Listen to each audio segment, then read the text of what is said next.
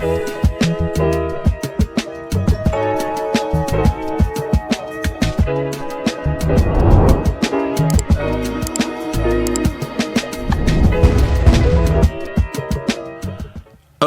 we're into an episode of On the Wrist from Off the Cuff to have a really cool review for you guys from the brand Vaer.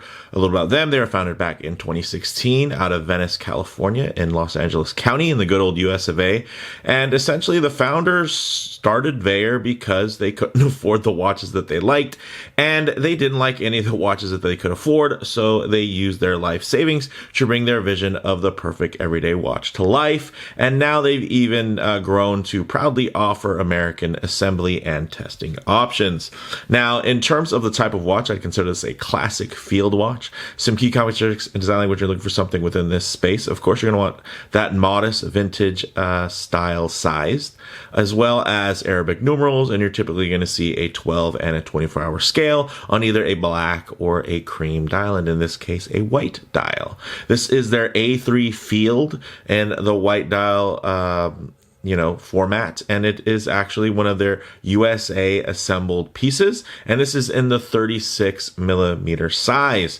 Now, a lot of sizes have been trending down, but the cool thing is, in terms of the field watch space, typically field watches were always, on the smaller side, of course, because you were just wanting to, keep things as light as possible. For me, as a veteran of the Marine Corps, for almost 10 years, and this was quite a while back. I got out in 2011. I have to say most of my field watches were pretty small, apart from, of course, chunky G-Shocks. But when it came to anything in terms of an analog timekeeper, yeah, those were all always relatively small. And their release of this kind of reminded me of that, wanting to keep kit nice and compact. And this is essentially their take on the perfect everyday field watch, available in both modern 40 millimeter and retro 36 millimeter sizes. So yeah, and these are also assembled in the USA, which is awesome, especially for this particular type of watch, because that American field watch style is quite iconic.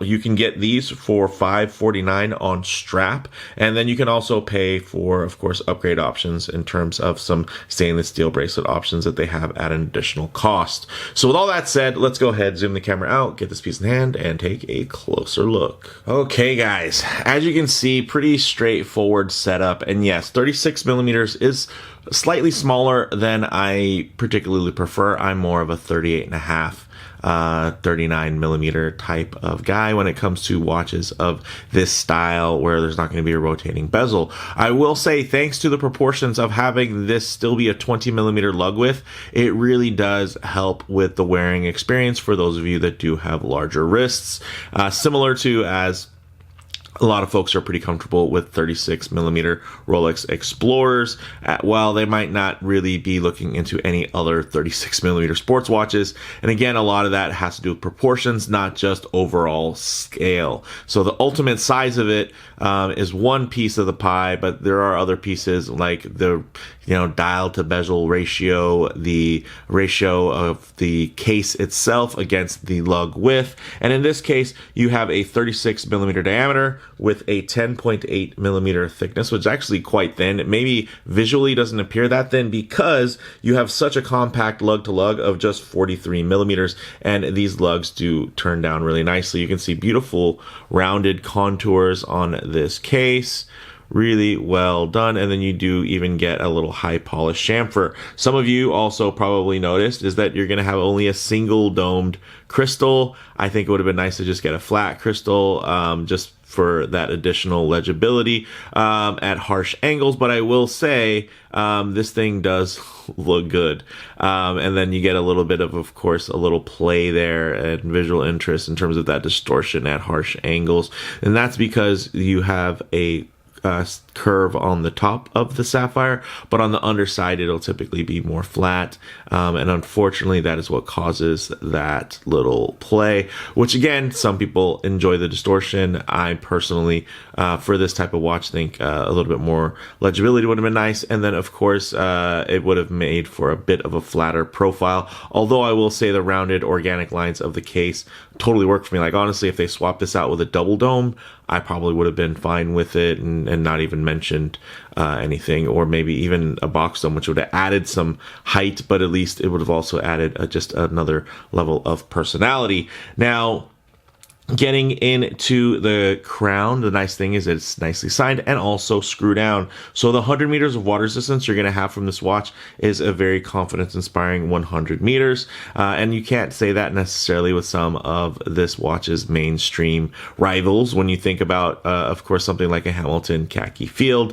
at least at the time of recording this, Hamilton have not integrated a screw-down crown yet on those models, which is a bummer. And of course, do you need it? Not necessarily, but I think, of course, it's always nice to have, especially when you want something that's going to be specifically sourced because of the level of robustness, toughness, and ultimate legibility. This definitely gives you that tool aesthetic, as well as giving you, very much tool watch capabilities. So, looking at, actually, let's do this, flip it over, check out that movement, guys. It is, of course, your automatic Miota 9015, so you're going to get a 42-hour power reserve and a 4 hertz sweep, which is beating at 28,800 vibrations per hour. And the nice thing is they actually do regulate these to be accurate between -5 to +15 seconds per day, which isn't bad. So very nice from that perspective as well. And it is cool to have a display case back, just so you can see the movement, especially when it's a clean movement like this. And of course, it's not like it adds too much to the thickness of this watch. Although I am curious if they did do a solid case back, flat crystal, and market it as kind of like an ultra thin variant, how popular would it be? Let me know down in the comments if that's something that would interest you. I think that would actually be quite interesting and just feel a little bit more utilitarian. Although, of course, most folks who buy these things, just like if you buy a dive watch, it doesn't mean you're necessarily buying it for utility. A lot of times you're buying it for style. And I think stylistically, there's nothing you need to change. It's, my little points of improvement are more so based on preferences and, typically based around aesthetics. Now, getting into this dial, it's really nice, guys. It's a beautiful matte printed setup. But one thing that it doesn't really show well in pictures is look at how thick those numerals are printed. They have like a 3D effect to them. And I just dig that. It just adds a little extra layer of dimension. And then, of course, the loom plops themselves are also quite nice. They have like 15 layers of loom. Now, there's not a lot of loom in terms of surface area, but there's a lot of loom in the areas that they did apply loom. So I can appreciate that. And then the loom itself has a bit of that kind of fauxtina to it, but I will say against the white dial, it seems less to to try to look vintage and more so to try to dial in contrast, which I can appreciate, and that is of course a functional quality. Now, you do also get the date at 3 o'clock, which is fantastic. And of course, for a field watch, always nice to have. And it's not like it's cluttering the dial anymore because you already got a dial full of numerals. So getting into the lug width, like I mentioned earlier, 20 millimeters, which I think is great. And then I do have it on this really nice two-piece NATO style nylon strap, non-tapering, just like a NATO strap would be. But you do get quick release spring bars. And again, this is more stylistic, right? You could get a single pass NATO or a dual pass NATO and wear it with something like this and get that little extra layer of protection in terms of what you're going to wear, but then you wouldn't be able to see the display case back. So I mean, that can be a bit of a drawback, but again, if they did an ultra slim variation, how cool would that be? And then you could put it on your NATOs and it wouldn't add a lot of additional thickness. And then you do have, of course, signed and milled buckle there. Really nice. This is like not just a single ply. It definitely has a lot of extra material just to beef up the kind of feeling there, so it feels a little bit more robust. I think honestly, if this was a much thinner strap, it might feel a bit flimsy compared to really this little robust case there that feels very stout and very capable. So with that said, let's actually get this piece on wrist and see how it wears. All right, guys, I'm on a bit of a white dial renaissance, and I have to say this absolutely fits right in. Look at how fantastic that is. Ooh, check that out. Very, very nice. Really digging this one. Very, very cool. And then, of course, with that 20 millimeter lug width, you can swap this out with any other strap. For me, with a larger wrist, I think the non-tapering aesthetic definitely does help, again, make this piece feel, like it's filling the wrist and it has a nice stance to it. Of course, if I get my wrist a bit too close to the camera, the nice thing is with this really short lug to lug of just 43 millimeters, even at this close angle, it doesn't appear that oversized.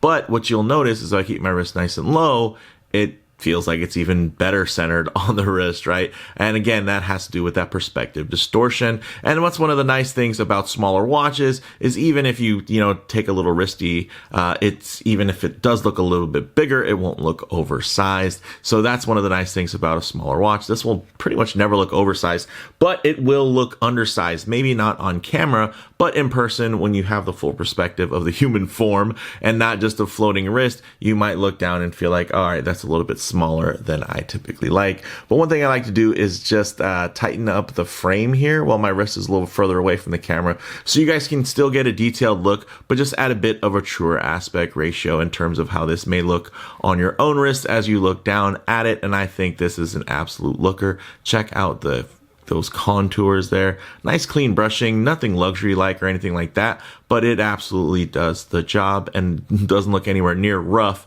And they probably could have got away with that considering that this is more of a tool watch. So I do appreciate the fact that they went the extra mile and, added the little bevel there for a nice little accent. So the transition between satin and polished is very clean. And yeah, this is just a really clean looking watch that I think is going to pretty much go with almost anything, right? I mean, this is just ready for jeans and a t-shirt at really any occasion. And of course, you can dress it down even lower or you can dress it up. And then, of course, there's also the tactical side, whereas as using this as a functional field watch, I think this would be absolutely fantastic to take camping. Or if you are, serving in the armed forces, this is something that you could actually use at a tactical capacity because it is nice and compact, and it's not going to take up too much extra room, and it's robust enough to where you're not going to be worried about it getting hurt or damaged along the way. And honestly, it's affordable enough to where you probably don't have to worry about repairing it, and you could probably just get a new one. So with that said, let's go ahead, zoom the camera out, get this set up for some loom shots, the light transition, and closing thoughts. Okay, let's go and hit the lights here. Hey, as you can see, it doesn't have a lot of lume, but it is a white dial. So even here in this dim lighting, you're actually going to be able to just use the whiteness of the dial and the darkness of the contrasting numerals to still read it, right? You don't even necessarily need the lume. It's really more for reference. Now, one thing I always like to work in is a bit of low light transition because you're not always going to be out in the middle of a field enjoying direct sunlight. A lot of times you're going to find yourself coming in and out of buildings, walking underneath overhangs, or just hanging out underneath the shade of a tree. So it is nice to see what these colors, textures, and finishes render like in less than optimal lighting. And I gotta say, this white dial just stays looking crispy. And you know what? The printing on there also looks quite crisp and sharp to the eye, which I can appreciate. And you can see there's some nice flowing organic lines all over this satin case and bezel, and I think it just really works.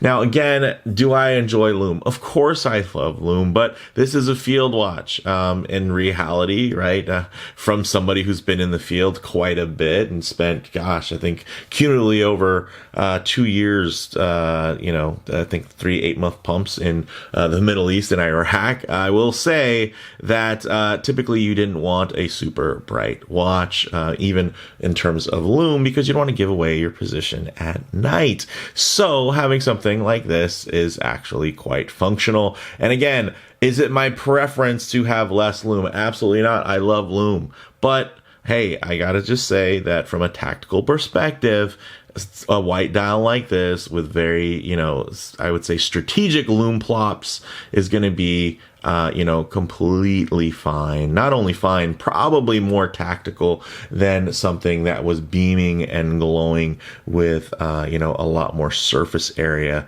in terms of Superluminova, because that's going to be able to carry further versus here you do have very strategic plops of lume that are layered quite nicely, and going to be able to give you that visibility at a glance in the dark, but there's not enough surface area to where you have to worry about that carrying off, into the distance or anything like that. So really, really handsome watch, guys. I'm a sucker for the classic field watch, and does it have to do with my time in the Marine Corps?